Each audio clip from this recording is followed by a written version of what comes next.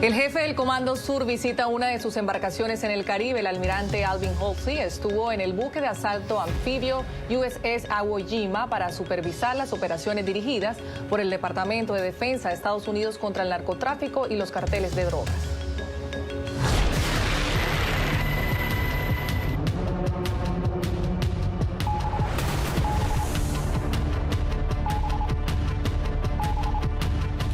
En medio de la creciente presión de Estados Unidos contra los grupos narcoterroristas en el Caribe y el Pacífico, el jefe del Comando Sur, el almirante Alvin Halsey, visitó el buque de asalto anfibio USS Iwo Jima, actualmente desplegado en aguas del Caribe. Durante su recorrido, Halsey supervisó de cerca las operaciones de los efectivos del Cuerpo de Infantería de Marina, quienes mantienen intensas operaciones contra el tráfico de narcóticos en la región. La visita se produce una semana después de que el secretario de Defensa, Pete Hegseth, anunciara el retiro del almirante a final de año. Las imágenes de la inspección fueron publicadas en un momento de renovada presión de Washington sobre el régimen de Venezuela, luego de que el presidente Donald Trump insinuara el pasado fin de semana que el tiempo en el poder de Nicolás Maduro estaba llegando a su fin. Y Washington refuerza su presión en el Caribe contra los grupos narcotraficantes con el USS Gettysburg, que en las últimas horas se zarpó desde Puerto Rico. El crucero de misiles guiados partió desde San Juan como parte de una operación estratégica para fortalecer la presencia naval en el Mar Caribe. El buque, con más de 500 tripulantes a bordo, se sumará así a la misión que incluye patrullajes, cooperación con aliados regionales y ejercicios conjuntos. Según la Armada estadounidense, el despliegue busca garantizar la estabilidad, disuadir amenazas y fortalecer la interoperabilidad con fuerzas navales del hemisferio occidental. A propósito, hacemos el seguimiento minuto a minuto al avance del portaaviones USS Gerald R. Ford, que navega a toda máquina para llegar esta misma semana a aguas del Caribe en cumplimiento de la misión contra el Cartel de los Soles y otros grupos de la mafia en América Latina. El gigantesco buque, que será apostado por el Pentágono en aguas internacionales cerca de Venezuela, a esta hora está surcando el Atlántico. Deberá llegar esta semana con sus 80 aviones de combate a bordo y con toda la flotilla que compone el 12 Escuadrón de Ataque de la Armada estadounidense, uno de los grupos de intervención militar más eficaces del planeta. Y la inminente llegada del portaaviones USS Gerald R. Ford al Mar Caribe representa una clara señal de que el presidente Donald Trump busca una demostración de fuerza lo suficientemente contundente como para que Nicolás Maduro y su círculo cercano reconsideren sus opciones. Así lo afirmó Stephen Donahue, ex oficial de inteligencia militar del gobierno de Estados Unidos, en la tarde de NTN 24. Subrayó que el buque es un símbolo del poder militar de Washington. Es una pista o un aeropuerto portátil sobre el agua. Tiene normalmente más o menos 90 aviones y helicópteros a bordo.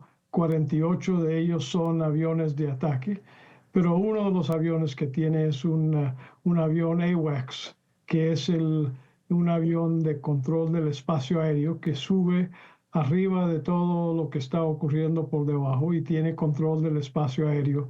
Es uno de estos aviones que has visto que tiene el platillo por encima dando vueltas con el radar desde arriba, que le da la capacidad de identificar quiénes son los otros aviones amigos y enemigos para poder controlar el espacio. De una manera esto puede crear algo comparado a un enjambre de avispas que están controlados desde el aire, que enfoca en la misión, y esa misión puede ser cualquier misión de ataque o de protección. Piense que hay 48 aviones sofisticados de caza y de bombardeo que podrían estar atacando a blancos en el mar o en tierra.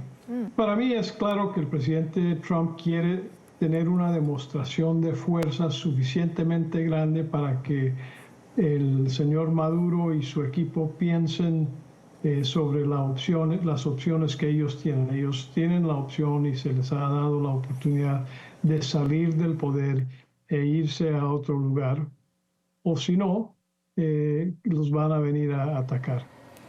La secretaria de Seguridad Nacional de Estados Unidos, Kristi Noem, está de visita en Ecuador, país donde Washington buscaría instalar oficinas y una base militar. La medida se implementaría si los ecuatorianos aprueban en un referendo convocado para el 16 de noviembre la instalación de bases extranjeras en su territorio, lo que está prohibido en la Constitución desde 2008. Noem arribó a la ciudad de Manta y fue recibida por el presidente Daniel Noboa, el ministro de Defensa y la canciller. En la tarde de este jueves, la secretaria recorrerá una base militar en la localidad de Salinas, en el suroeste del país. Vale la pena recordar que en Manta, durante una década, aviones de Estados Unidos operaron para vuelos antidrogas hasta el 2009, mientras que Salinas fue, junto a Baltra, parte de la estrategia militar de Washington en la Segunda Guerra Mundial. Estados Unidos está interesado en montar oficinas de su Departamento de Seguridad Nacional en instalaciones estratégicas en Ecuador, a donde llegó el miércoles la secretaria de esa cartera, Kristi Noem. Los ecuatorianos deberán primero aprobar en un referendo convocado para el 16 de noviembre si permiten la instalación de bases extranjeras en su territorio, algo prohibido en la Constitución desde 2008.